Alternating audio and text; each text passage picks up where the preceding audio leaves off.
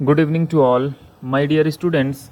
आज मैं आपको सोशल साइंस की जो एनसीईआरटी की बुक है क्लास सिक्स की, उसके बारे में आज मैं आपको एक्सप्लेनेशन करने जा रहा हूँ। क्योंकि जो प्रीवियस ईयर की जो सोशल साइंस की बुक थी, या पहले जो आप देखते थे क्लास सिक्स की सोशल साइंस की बुक, वो अब चेंज हो गई है इस साल से। तो इस बुक का जो नाम है वो exploring society India and beyond के नाम से रखा गया है। आप मुझे कमेंट करके ये ज़रूर बताएंगे कि एनसीईआरटी का फुल फॉर्म क्या होता है और इसके डायरेक्टर कौन हैं। ठीक है, अब मैं इस बुक के बारे में थोड़ा आपको इंट्रोडक्शन बता देता हूँ कि पहले हम ज्योग्राफ़ी, हिस्ट्री और पॉलिटिकल साइंस की अलग अलग बुक पढ़ते थे, लेकिन इस साल से क्लास सिक्स सोशल साइंस की बुक एक है, सिंगल बुक है, 14 चैप्टर्स हैं, सिंगल बुक है और इस सिंगल बुक में 14 चैप्टर हैं। अभी हम देखेंगे कि इस बुक को किस तरह से डिवाइड किया गया है और मैं आपको दिखाऊंगा कि इस बुक को किस तरह से तैयार किया गया है, क्योंकि बहुत सारे चेंजेस हो गए हैं इस बुक में। क्योंकि ज्योग्राफी का जो चैप्टर वन था पहले, सोलर सिस्टम, वो चैप्टर हट चुका है और नए चैप्टर्स आ गए हैं। तो आइए देखते हैं जल्दी से कि कौन कौन से चैप्टर्स हैं और किस तरह से इस बुक को डिज़ाइन किया गया है। क्योंकि किसी भी चीज़ को पढ़ने से पहले और किसी भी बुक्स को पढ़ने से पहले ये देखना ज़रूरी है कि उस बुक में चैप्टर्स किस तरह के हैं और वो बुक डिज़ाइन किस तरह की गई है और उस बुक को डिज़ाइन करने का पर्पस क्या है। तो ये चीज़ देखना बहुत ज़रूरी है। तो आइए हम लोग इस चीज़ को भी देख लेते हैं जल्दी से। तो जब आप अपनी बुक को ओपन करेंगे तो आपकी बुक में जो पहला पेज होगा वो इंट्रोडक्शन वाई सोशल साइंस, क्योंकि पहले इस तरह की बुक नहीं थी सोशल साइंस की। क्लास सिक्स स्टैंडर्ड की मैं बात कर रहा हूँ, क्योंकि ज्योग्राफी, हिस्ट्री और पॉलिटिकल साइंस अलग अलग किताबें थी। लेकिन अभी जो किताब आई है वो इसमें डायरेक्टली यही है कि वाई सोशल साइंस, इंट्रोडक्शन है। अब ये देखते हैं और ये देखना बहुत ज़रूरी है कि इसको किस तरह से डिवाइड किया गया है। तो आप यहाँ पर देख सकते हैं कि सोशल साइंस लिखा हुआ है और इसको थीम्स में डिवाइड किया गया है। थीम ए, थीम बी, थीम सी, थीम डी और ई।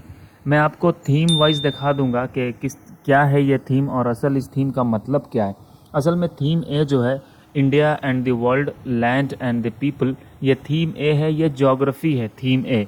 क्योंकि ज्योग्राफी ना लिख करके डायरेक्टली इन लोगों ने थीम ए लिख दिया है। तो आप देख सकते हैं ज्योग्राफी के ये चैप्टर्स हैं। Locating places on the earth chapter one है, ओशंस एंड कॉन्टिनेंट्स है और लैंडफॉर्म्स एंड लाइफ है। ये तीन चैप्टर आपको मिलेंगे ज्योग्राफी में।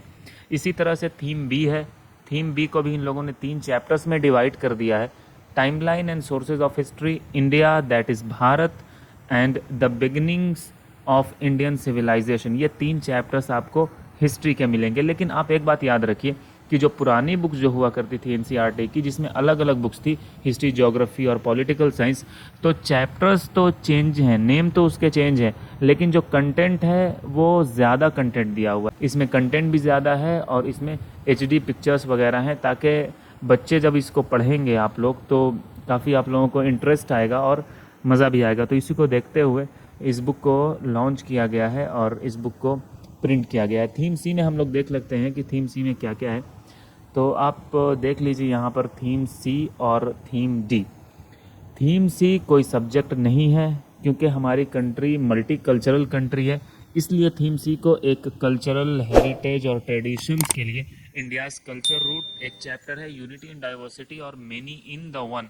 ये थीम सी में दो चैप्टर्स को ऐड किया गया है। थीम डी में चार चैप्टर हैं, family and community, governance, local government in rural areas and local government in urban areas. तो ये पॉलिटिकल साइंस का चैप्टर्स है, वो ज्योग्राफी था, हिस्ट्री था और ये पॉलिटिकल साइंस है। एक नई चीज़ जो ऐड की गई है क्लास सिक्स के एनसीईआरटी सोशल साइंस में, वो है इकोनॉमिक।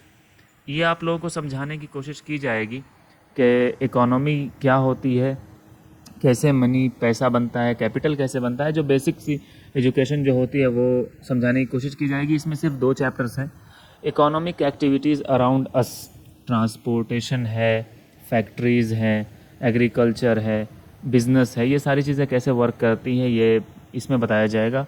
और दी वैल्यू ऑफ वर्क, ये भी एक चैप्टर्स है। तो आपने देख लिया कि थीम ए, बी, सी, डी और ई, यानी 5 थीम्स में इस पूरी बुक को बांटा गया है, बनाया गया है। सोशल साइंस बीच में है, आप देख सकते हैं।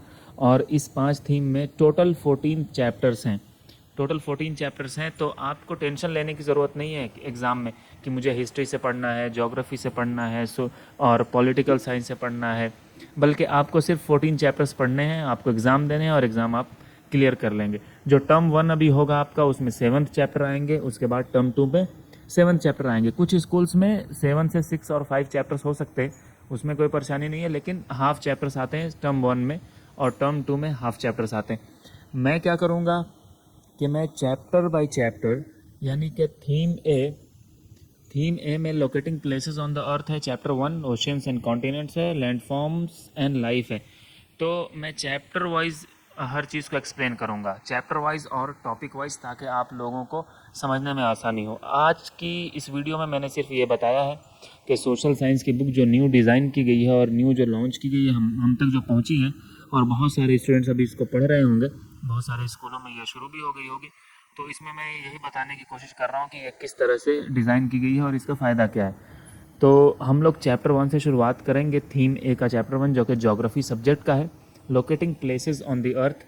सो बने रहिएगा और मुझे उम्मीद है कि आपको मेरी बात समझ में आ गई होगी।